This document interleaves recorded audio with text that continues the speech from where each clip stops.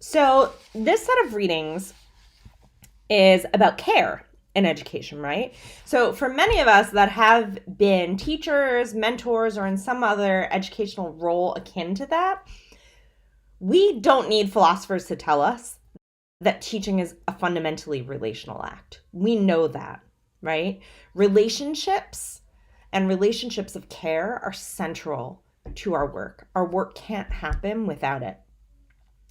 And yet, philosophers do talk about this because what that means, a relationship of care, can be understood in different ways.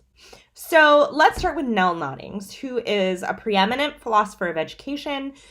She is a preeminent philosopher of the ethics of care.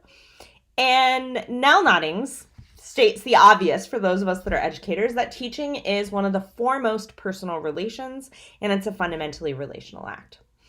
She brings up ideas of the kind of relationship that a teacher and a student need to have for it to be efficacious. It's very much in line with Freire's ideas of mutuality and dialogue. She isn't talking about the social or political context. It's very much a colorblind philosophy, and that's something that we can critique and discuss.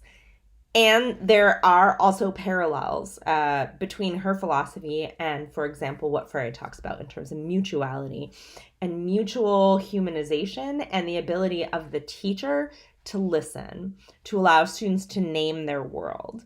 And what does that look like in an ethic of care? Which is different than a teacher that says they're caring, right? Because a teacher can believe that they're caring and a student can experience that not as a caring relationship.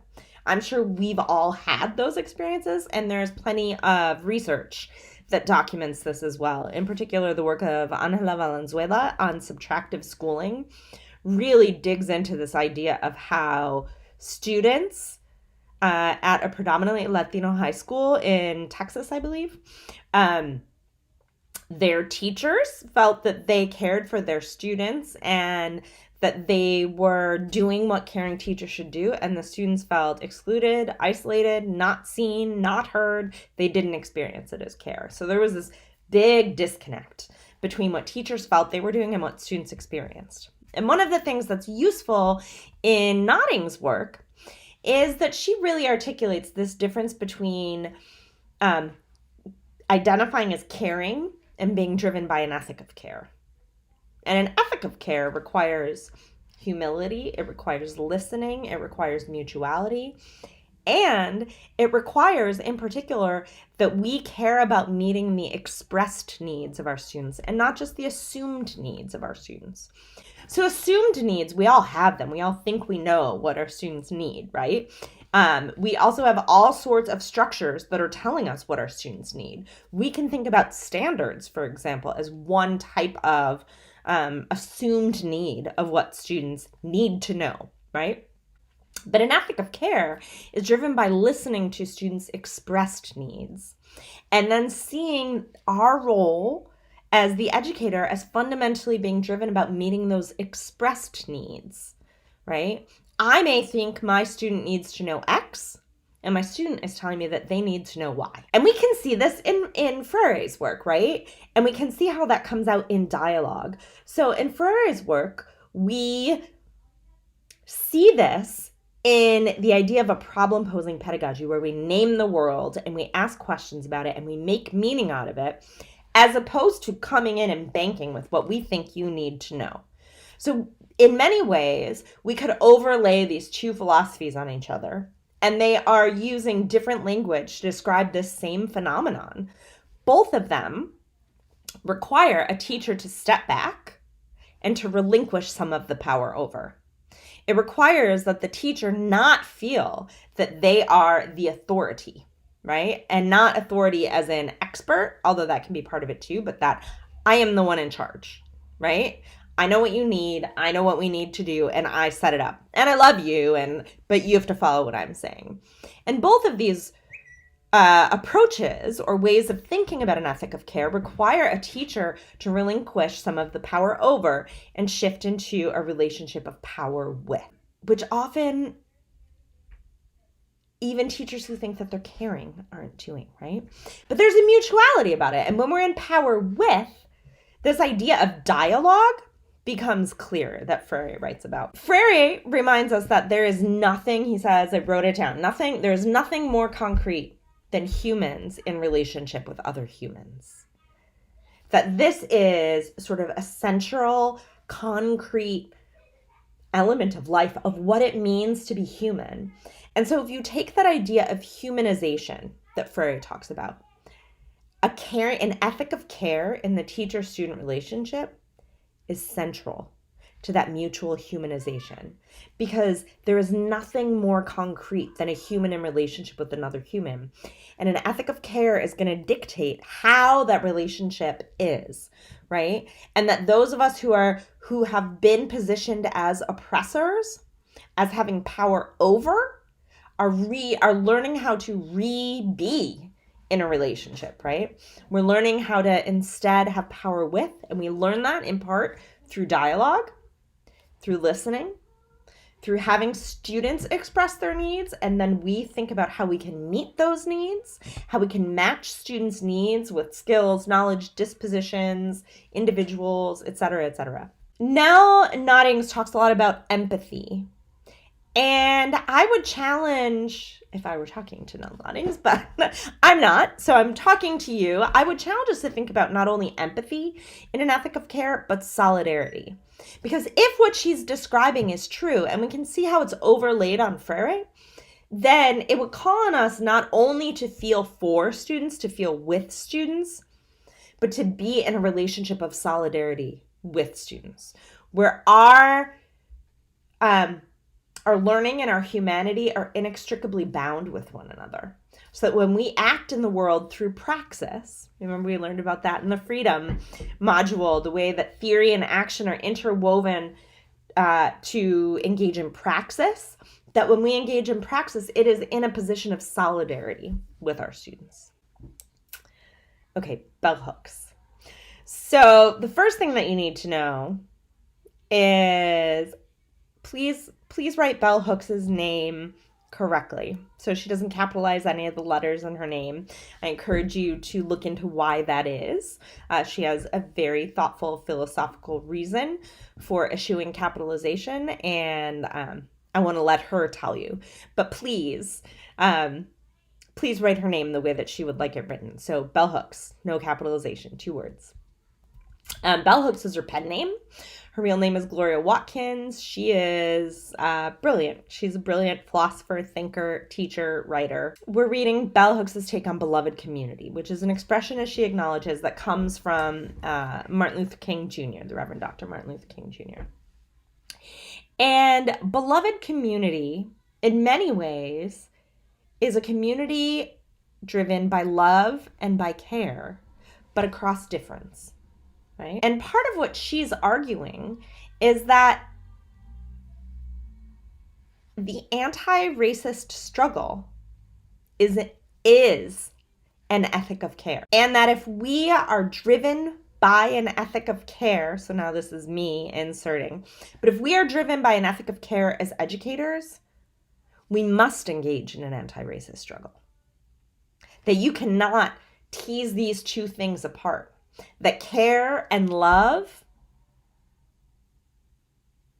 if an ethic of care requires that we listen to and aim to meet the expressed needs of our students, and our students are telling us that they face racism, that they face oppression,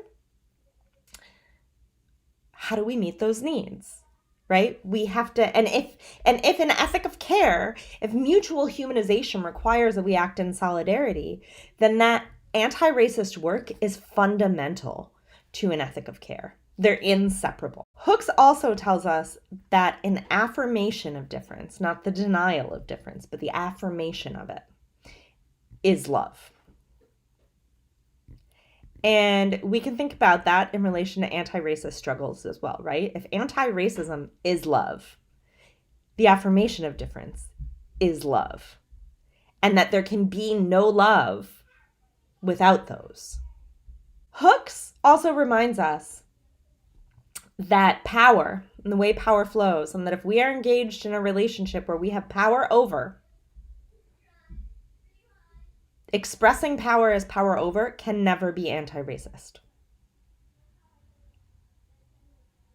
Power with, power to, those can be anti-racist. But exerting our power over is not. One of the things that she describes in this piece on beloved community, she doesn't name it explicitly, but it's one of the things that I see when I read it as a white female educator, is that creating a beloved community, one that is anti-racist, that affirms difference, that is driven by love and care and mutual humanization and acting in solidarity towards justice, or as past readings talk about, prophetic justice. Cornel West talks a lot about prophetic justice and also reminds us that justice is just love in public. So if that's the case, engaging in beloved community, working towards it in our classrooms specifically, requires deep critical introspection. It's not possible without deep critical introspection, particularly as a white teacher. Beloved community also, if critical introspection is central to it, sorry, you hear my kids in the background, it also thus welcomes conflict, loving conflict. Right? It doesn't shy away from conflict, but says, let's ask the difficult questions together. And let's affirm differences. Not in there are nice people on both sides, right? We already know that when we're reading Bell Hooks, she is talking to us about anti-racist struggles, right? But within that, what does that look like? It welcomes that critical introspection and loving movement through conflict and through tension, because we affirm differences. We love them. And we listen to one another's expressed needs.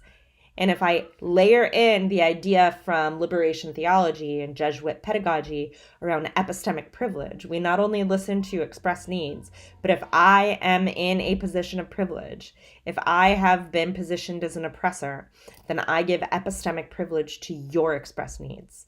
They matter more because my needs are met broadly, right, by the world because of how I'm positioned socially.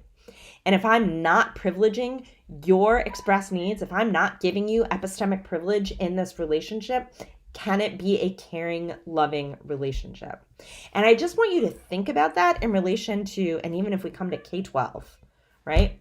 K-12 classrooms, how many teacher-student relationships are driven by that? Probably few, in my experience. Okay, which brings us to the article on, this is such a hard word for me to say in Spanish. When I'm speaking Spanish, I always trip over it. Acompañamiento. It's so hard for me to say. This is not a philosophical piece. It draws on theory, and the author is theorizing, but he is not a philosopher. He is an anthropologist.